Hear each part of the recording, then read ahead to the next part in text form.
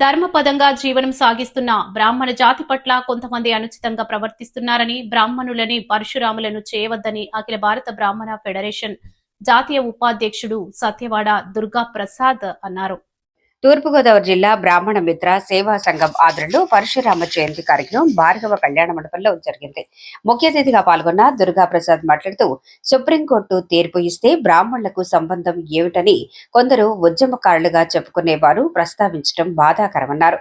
రాష్ట్రంలో తమ బ్రాహ్మణులు కొన్ని నియోజకవర్గాల్లో ఫలితాలు మార్చే పరిస్థితుల్లో ఉన్నారని తెలియజేశారు.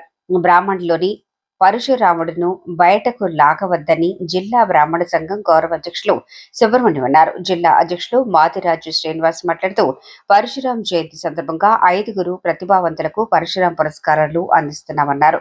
నగర అధ్యక్షులు దూర్వాసుల సత్యనారాయణ, కార్యదర్శి నిడమర్తి వెంకట్, యువజన అధ్యక్షులు చింతపంట ప్రకాష్, గుడిపూడి సునీల్, గౌతమ్, కె రాజేశ్వరి, కలగా సుబ్రహ్మణ్యం, బమిడిపల్లి బాబు, ముచ్చ సత్యబాబు, వాడ్రేవు మల్లపరాజు, దినవాహి నాగసాయి, మధిర శర్మ, మహిళా సలహాదారులు ఏచూరి ప్రసన్నలక్ష్మి, నండూరి సుబ్బారావు తదితరులు పాల్గొన్నారు.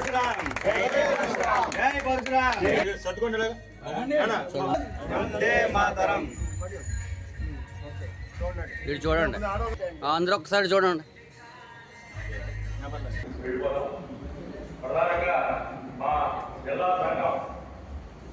చేస్తున్నటువంటి సాధన కాదు, 10 మందికి ఉపయోగపడే విధంగా ఉండాలని చెప్పి దశ నిర్దేశాలతో ఆయన యొక్క ఏ ప్రయాసం పడుతున్నారు.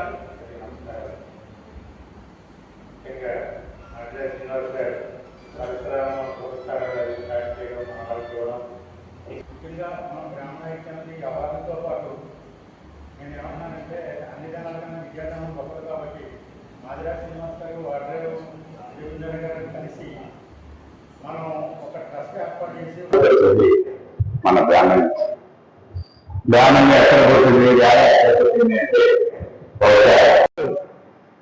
టీచర్ వృత్తిలో